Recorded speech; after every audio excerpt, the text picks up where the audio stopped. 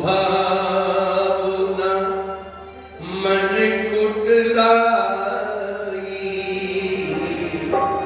सरल सुभावना मन कुटलाई, यथा संतोष सदाई, यथा संतोष सदाई, सरल सुभावना मन कुटलाई, सरल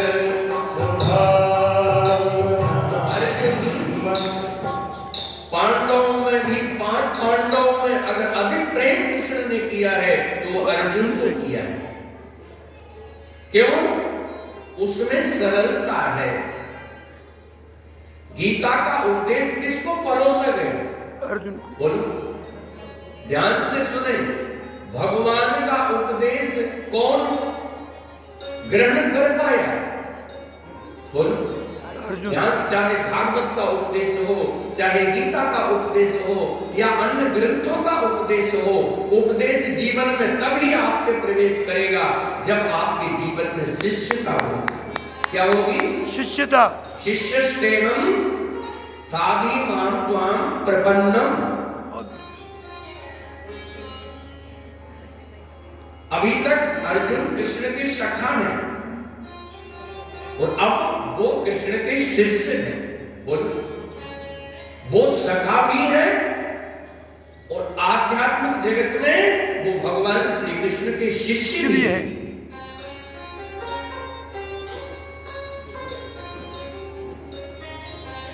कार्पण्य दोषो कहत स्वभावा प्रक्षामि त्वां धर्म सम्मूढ़ चेता यत् श्रेयस्यात्मस्तं ब्रूहि तन्मे शिष्यस्तेहं साधि मां त्वां प्रपन्नम।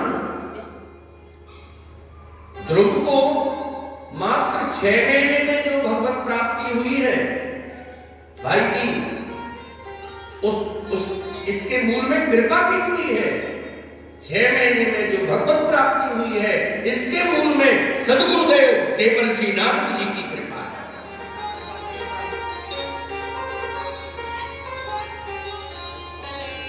गुरु को अनदेखा करके कोई भगवान के चरणों में पहुंच ही नहीं सकता।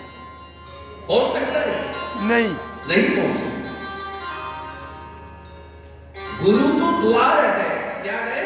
द्वार। आप बताइए, जब आप इस बिल्डिंग में प्रवेश किए, क्यों साहब इतने लोग यहाँ बैठे हैं, श्रोताजन, आप जब इस बिल्डिंग में प्रवेश किए तो द्वार से प्रवेश किए कि दीवार से प्रवेश किए? द्वार से। श्रोता बताएंगे। द्वार से। जोर से बोलो जरा। द्वार से प्रवेश किए। ऐसे ही परमात्मा अंदर बैठा है मगर आपको गुरु के द्वार से प्रवेश करना पड़ेगा। गुरु द्वारा है, इसलिए सिखों ने क्या कहा? गुरुद्वारा। गुरुद्वारा है। क्या है भाई? गुरुद्वारा। द्वारा। गुरुद्वारा। कल जब ध्रुव चले थे तो उनको मार्ग में सद्गुरुदेव देवर्षि नारद का दर्शन हुआ।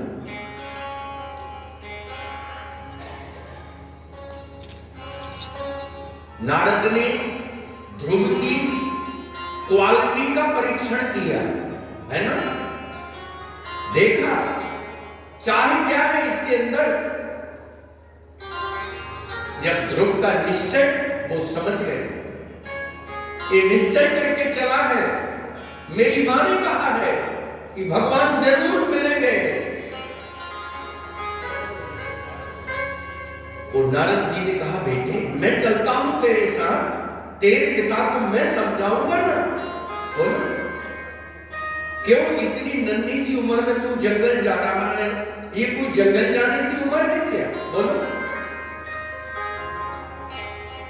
ध्रुव ने कहा, मेरी मां तो कहती थी कि गुरुजन भगवान की तरफ ले जाते हैं और आप मुझको पुनः घर क्यों ले जा रहे हैं? कहीं आप नकली गुरुजी तो नहीं? क्या कहा? नकली गुरुजी तो नहीं? नकली मकली गुरुजी तो नहीं हुआ? नारद जी ने कहा नहीं हूं तो असली। अरे बेटे मैं भी असली, और मैं देखना चाहता हूं चेला असली है कि नहीं। बोलो। जब नारद जी ने देख लिया कि गुरु भी असली और चेला भी असली, बात बन गई, बात बन गई। देखो जीवन में एक ट्यूनिंग बैठनी चाहिए। क्या बैठनी चाहिए? ट्यूनिंग बैठनी चाहिए। आज परिवारों में जो खिन्नता है, विघटन है, जो विवाद है, उसका कारण क्या है? परिवार की ट्यूनिंग खराब हो गई। क्या हो गई? ट्यूनिंग बिगड़ गई। पिता और पुत्र की ट्यूनिंग होनी चाहिए, पति पत्नी की ट्यूनिंग होनी चाहिए, ऐसे ही गुरु और शिष्य की भी ट्यूनिंग होनी चाहिए। नारद जी ने कहा नहीं नहीं बेटे मैं भी असली ही नारद हूं। अब मैं तुझको बताता हूं कि तू कहां चल, कहीं मत भटक बेटे ध्रुव, मैं तुझको आशीर्वाद देता हूं, जा।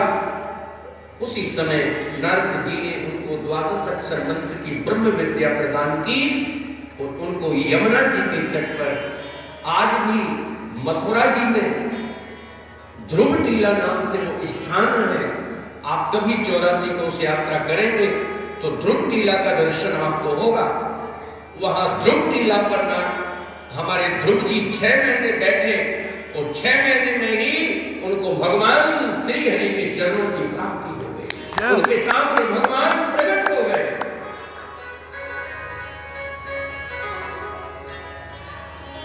देखिए पुरुषार्थ में सफलता जीवन में तभी मिलती है तब कोई सद्गुरु की प्राप्ति हो।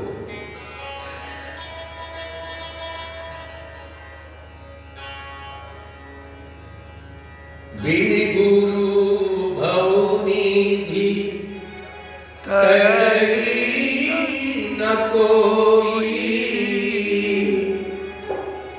बिन गुरु भव निधि तरई न कोई, जो बिरंची संकट, जो बिरंची संकट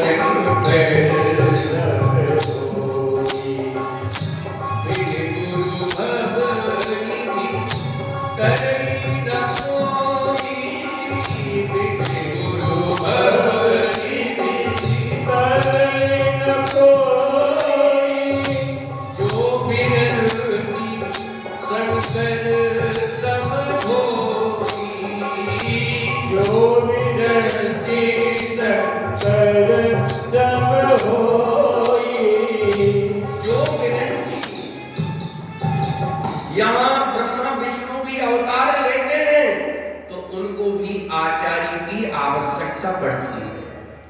वो भी अपनी लीला को मधुर बनाने के लिए, लीला को और विस्तार देने के लिए वो गुरु को आगे रखते हैं।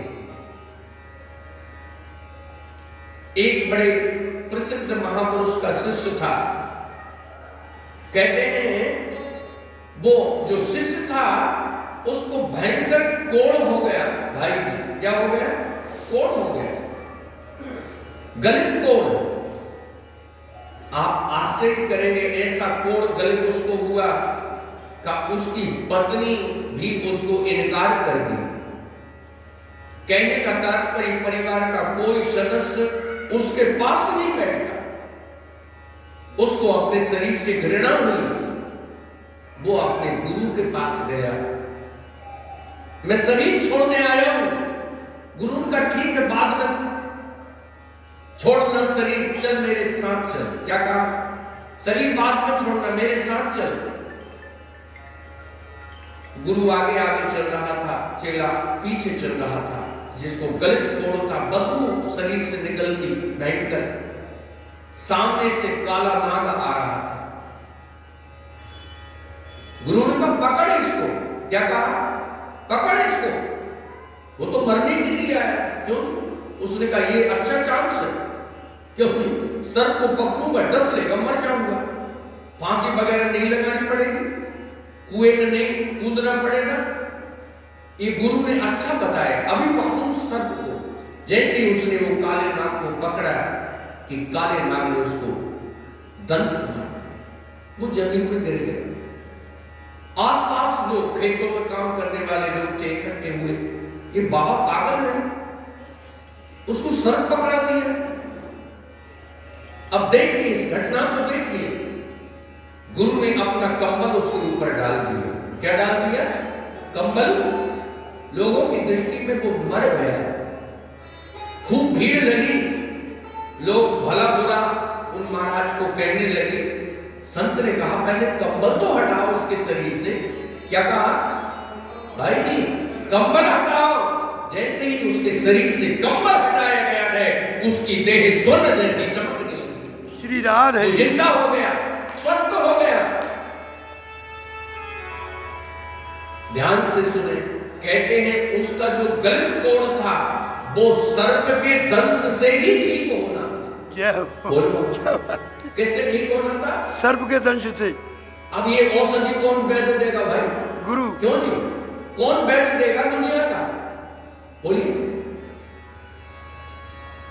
ये गुरु ही देगा।